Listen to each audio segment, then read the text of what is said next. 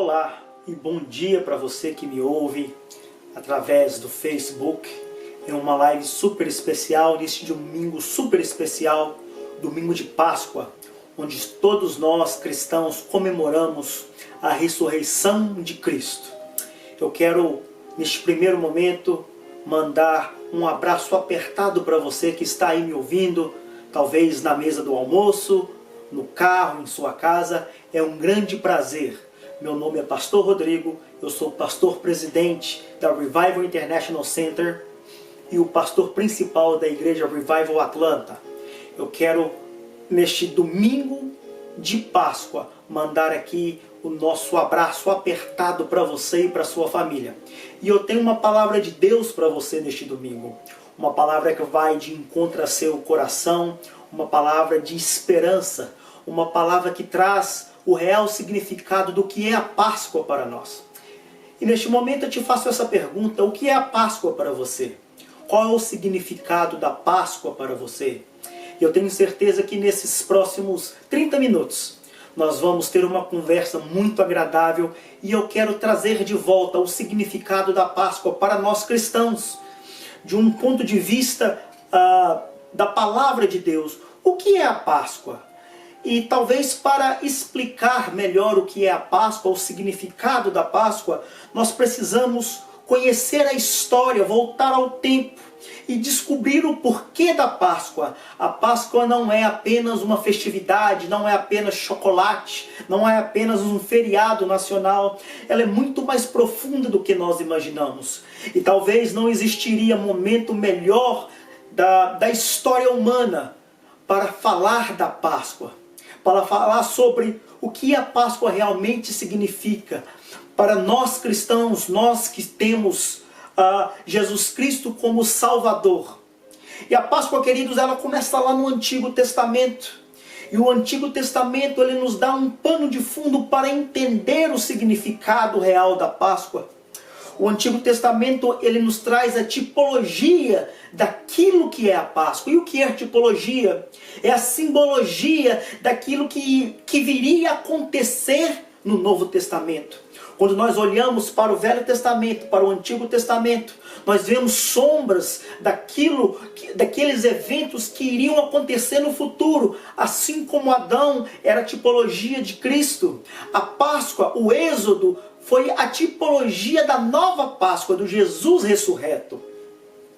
E eu preciso entender, e eu te convido, você que pode, você que está com sua Bíblia aberta, com seu iPhone, com seu iPad, a ler comigo o texto. O primeiro texto é a primeira referência sobre a Páscoa no Antigo Testamento, que está no livro de Êxodo, Êxodo no capítulo 12, no versículo 11. A palavra de Deus diz assim: assim, pois, o comereis com os vossos lombos cingidos, os vossos sapatos nos pés, e o vosso cajado na mão, e o comereis apressadamente. Esta é a Páscoa do Senhor.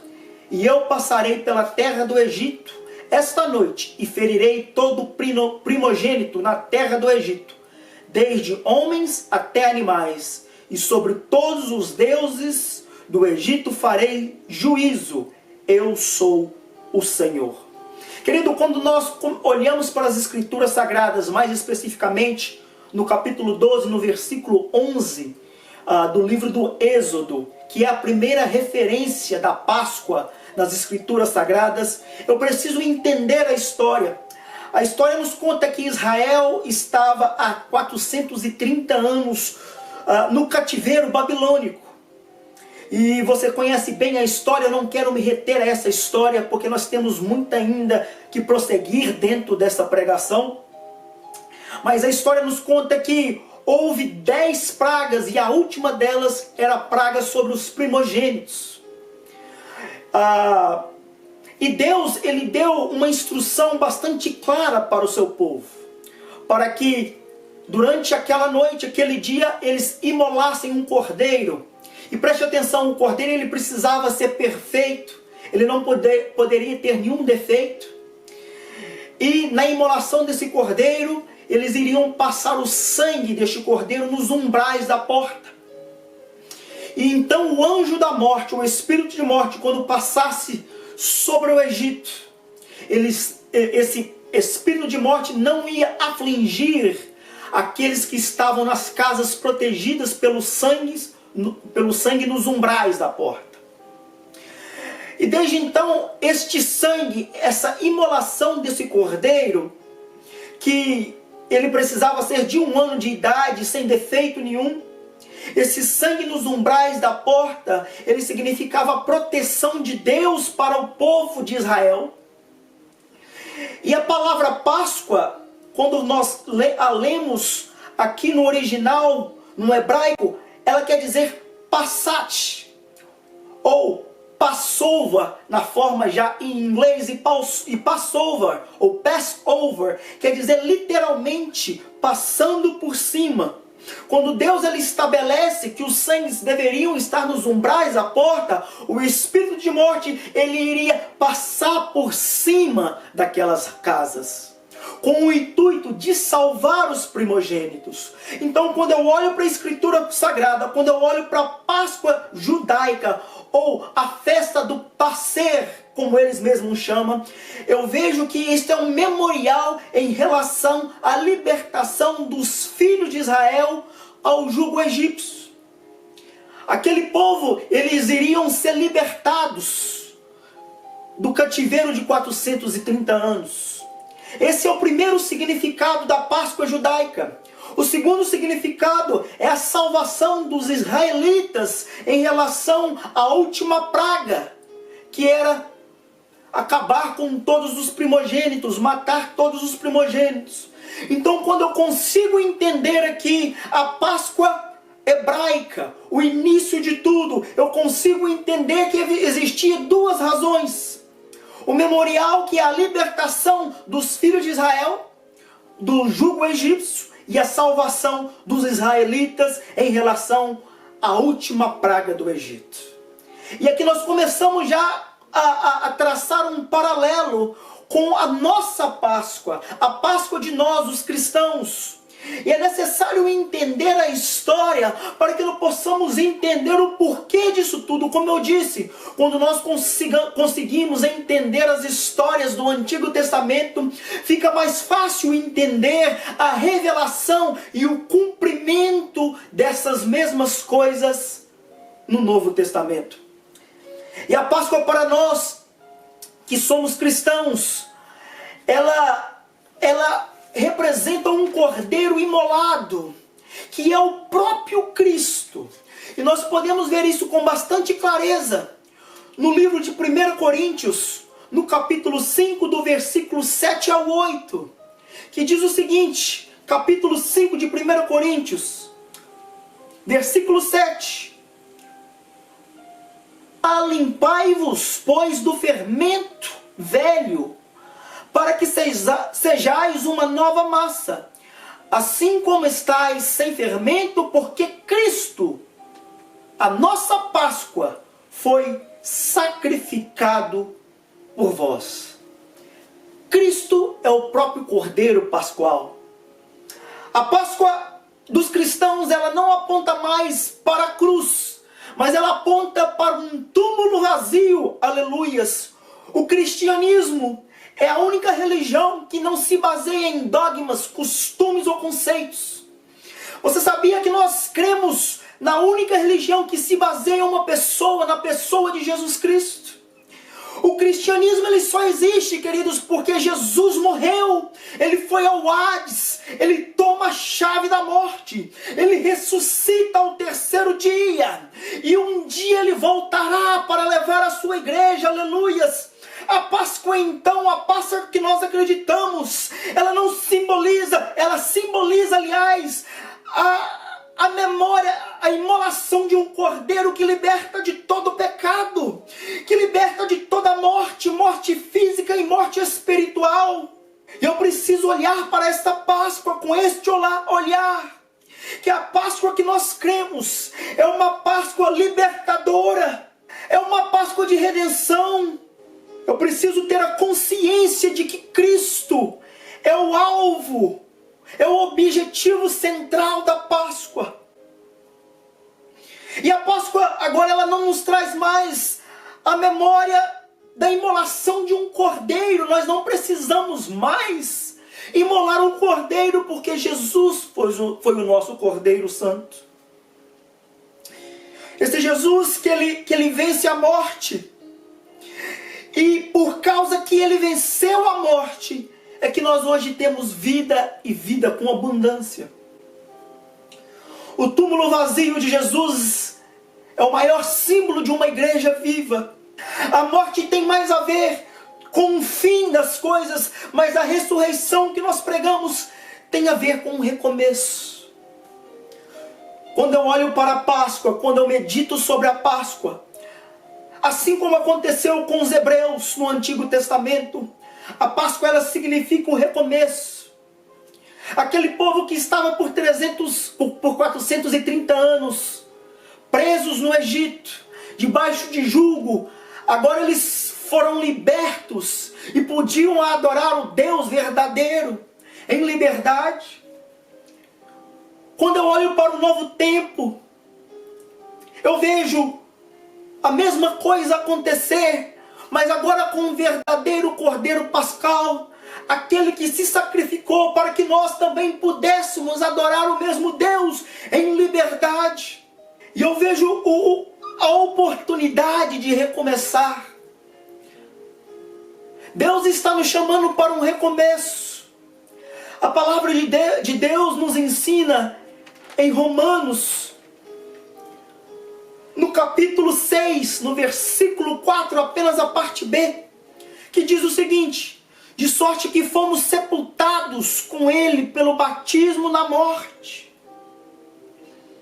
para que com Cristo ressuscitou dos mortos, glória do Pai, assim andemos nós também em novidade de vida. O Senhor Jesus morreu para que você pudesse viver em novidade de vida. Ele te chama para uma nova vida neste tempo. A ressurreição da cruz, ela nos traz de volta a esperança. E nós vivemos em um tempo com tão pouca esperança, não é verdade? Pessoas que não sabem o que fazer, se vão ter o que comer amanhã, se vão ter um trabalho no dia de amanhã. Mas quando eu olho para a Páscoa e vejo esse Jesus, essa Páscoa me incita a ter esperança.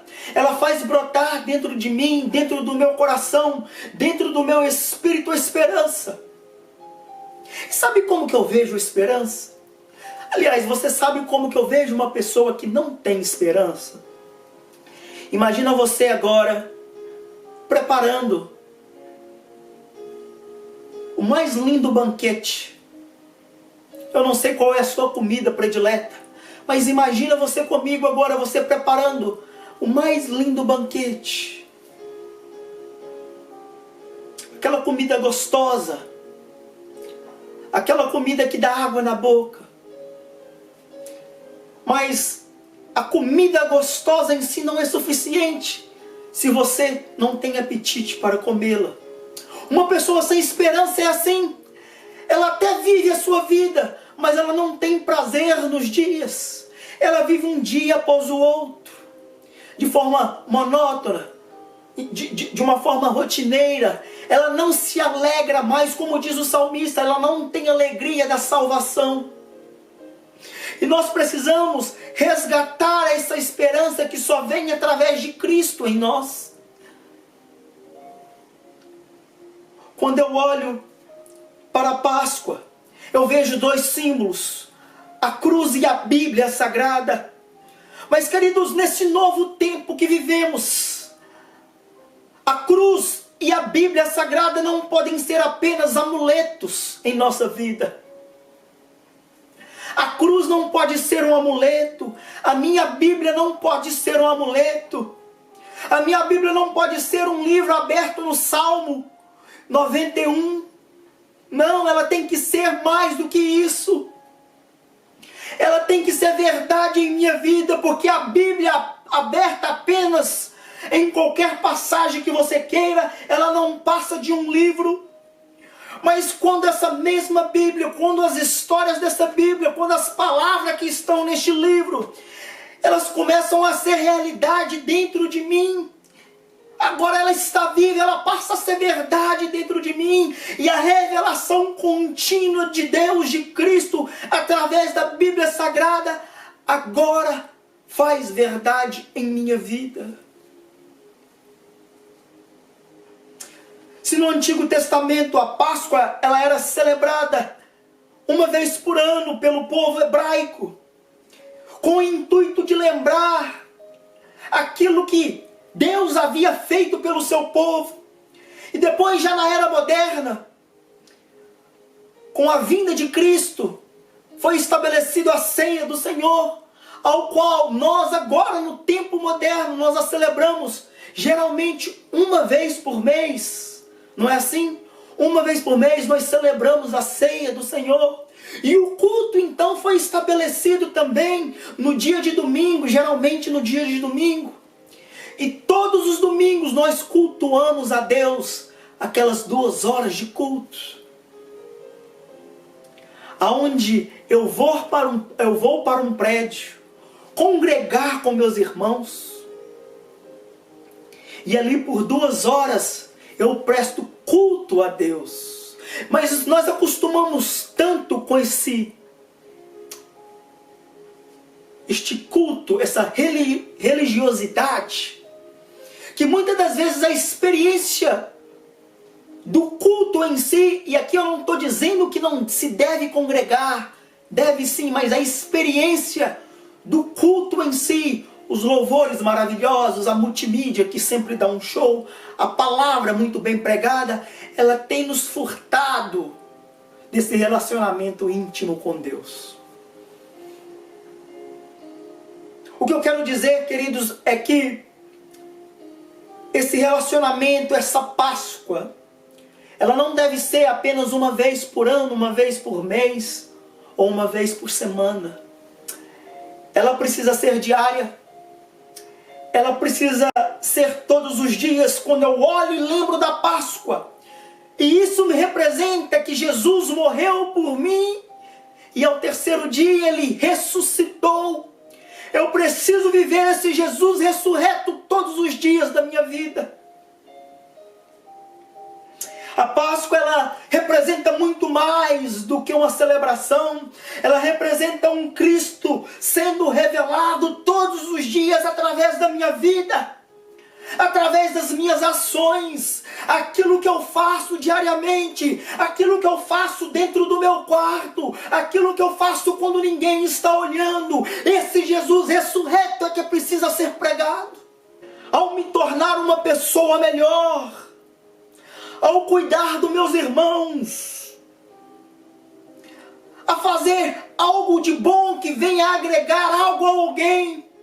Quando eu faço isso, eu estou afirmando que a morte de Jesus não foi em vão, que Jesus não morreu em vão, porque todas as vezes que eu faço isso, eu estou dizendo que Ele agora vive em mim.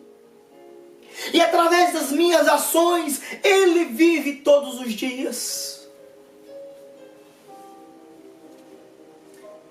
Eu preciso ter a aplicação da Páscoa, não apenas lembrar da Páscoa. E essa aplicação, como eu disse, ela precisa ser diária, constante. Ela precisa ser algo motivador em nossa vida.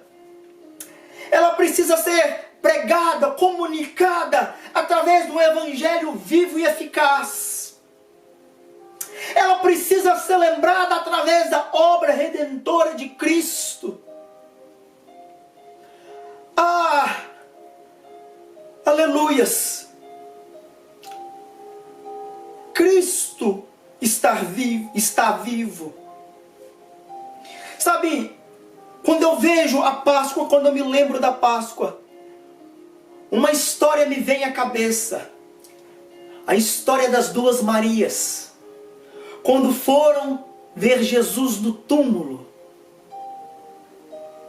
E eu fico, eu gosto muito de imaginar as histórias bíblicas. Eu fico imaginando essa cena. aquelas mulheres chegando naquele lugar. E talvez aqui eu estou conjecturando, eu estou usando a minha imaginação. Eu penso que aquele dia não era um dia normal. Eu penso que o dia estava bonito, o céu estava azul, o sol brilhando. E elas notavam que tinha alguma coisa no ar. E chegando perto do túmulo de Jesus, elas avistam um homem. Oh, aleluias! E aquele homem diz para elas: por que vocês procuram entre os mortos aquele que está vivo? E é este Jesus que eu creio. É esse Jesus que eu creio. Que morreu, mas que ao terceiro dia ressuscitou. O evangelho que nós pregamos, ele não pode ser um conto de fadas. Ele precisa ser um evangelho que salva, que cura, que batiza com o Espírito Santo. Um evangelho do qual nós pregamos de um Jesus vivo que caminha junto comigo nas dificuldades. As pessoas aí, as pessoas que nos ouvem, estão cansadas de pregações. Hoje tem muita pregação da maneira que você quiser. Facebook, YouTube, das mais variadas formas. As pessoas estão cansadas de pregadores. As pessoas estão cansadas de pastores. E entenda o que eu estou dizendo com sabedoria e discernimento. O que as pessoas precisam, na verdade, é ser apresentadas a um evangelho que faz a diferença na vida delas. Não um evangelho de conto de fadas, mas um evangelho transformador, que muda de dentro para fora. O evangelho que leva as pessoas a ter um encontro com Cristo. Sabe que a única coisa que realmente marca a vida do ser humano é um encontro com Cristo. Este encontro a gente jamais esquece. Eu me lembro que na minha adolescência, por alguns anos, eu me desviei da presença do Senhor. Mas eu lembrava que em um momento específico da minha história, eu havia me encontrado com Cristo. E por mais que eu estava longe dos caminhos do Senhor, eu me lembrava que Ele tinha marcado a minha vida. E é este momento que as pessoas estão procurando. É esse tipo de encontro que as pessoas estão procurando. É esse tipo de evangelho que as pessoas estão procurando. O evangelho sem mácula. O evangelho real deixado por Cristo. O evangelho do reino de Deus. O evangelho pregado pela igreja primitiva em Atos 2. O evangelho, querido, que traz vida. O evangelho que não aponta. O evangelho que não, apesar de condenar o pecado, mas que não julga o pecador de uma maneira leviana. Nós precisamos amar mais a Deus. Nós precisamos amar mais as pessoas, amar mais este evangelho. Pois o evangelho do reino, ele é sintetizado em 2 mandamentos. Amar a Deus sobre todas as coisas e ao próximo como a si mesmo. E neste domingo de Páscoa, neste domingo tão especial, onde talvez você está aí sentado com sua família, vendo esta live, é preciso fazer uma introspectiva e pensar que se é este evangelho realmente que estamos compartilhando, esse evangelho que é poder de Deus, esse evangelho que traz a luz à escuridão, esse evangelho que traz a paz que excede todo o entendimento, esse evangelho que é sal. Este evangelho que eu falo, este evangelho que eu prego, esse evangelho que eu te convido a participar neste domingo de Páscoa. Quando eu olho agora para a Páscoa, eu vejo que Deus, Ele moveu o quebra-cabeça para que acontecesse lá no Antigo Testamento, como uma sombra daquilo que iria acontecer no Novo Testamento. E traçando aqui um paralelo entre a Páscoa do Antigo Testamento e a Páscoa do Novo Testamento, eu posso ver Deus no controle de todas as coisas. Lá no Antigo Testamento, os hebreus usaram um cordeiro imaculado. No Novo Testamento, foi o próprio Jesus. Lá, o sacrifício foi feito através do sangue daquele animal. No Novo Testamento, o sacrifício foi através de Cristo Jesus. Lá foi temporal. O nosso não, o nosso é eterno. O do Novo Testamento é eterno. Jesus morreu para que hoje eu e você tivéssemos aqui. Jesus morreu para que hoje eu e você tivéssemos a entrada ao Santo dos Santos. A palavra diz que quando ele morre, o véu se rasga de alto a baixo. E então eu posso entrar confiadamente na presença de Deus. Nós não precisamos de mediadores. Eu posso dobrar o meu joelho e entrar na presença de Deus. Daquele Deus que está lá no céu. Daquele Deus que fez maravilhas no Antigo Testamento, aquele Deus que abriu o mar vermelho, aquele Deus que fez chover fogo dos céus. É o mesmo Deus que está presente na minha vida, dentro do meu quarto. E por este sacrifício de Jesus, e por sua ressurreição, hoje nós podemos estar aqui. Já no final dessa nossa conversa, dessa síntese sobre a Páscoa, eu quero te convidar a celebrar a Páscoa diferente esse ano, com essa mentalidade do Evangelho de Cristo.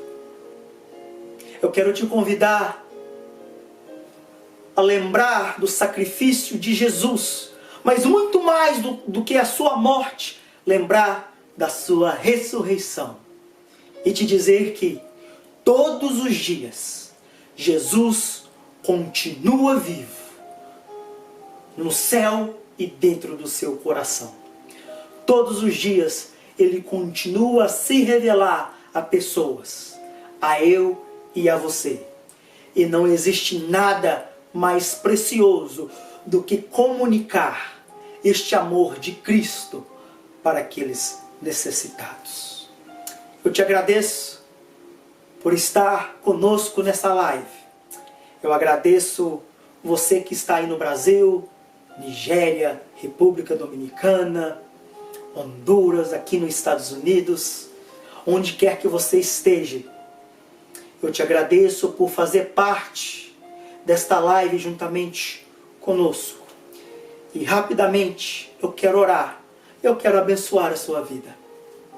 Que Deus te abençoe, que a Páscoa não seja apenas uma festa, uma data festiva em sua vida, que ela seja realmente, que ela possa te fazer lembrar do Cristo ressurreto. Pai, nós te damos graças. Nós te agradecemos, Senhor Deus, por sua palavra que é viva, por Jesus que morreu por mim e ressuscitou. E um dia iremos encontrar com Ele nos ares. Eu quero, Senhor Deus, abençoar as pessoas que nos ouvem através desta live. Que a sua paz, que o seu poder, que a sua mão poderosa possa adentrar os lares daqueles que nos ouvem. Em nome de Jesus. E que a Páscoa, a verdadeira Páscoa, o verdadeiro significado da Páscoa, possa se fazer verdade na vida de cada um de nós. Queridos, estamos chegando em mais um final de live. Mais uma vez gostaria de te agradecer. Agradecer você que escolheu estar conosco neste tempo. É só 30 minutos. Mas eu creio que foi uma mensagem que falou muito comigo. E espero que tenha falado com você. Nós somos a Revival International Center, Revival International Network, também conhecida como Centro Internacional de Avivamento.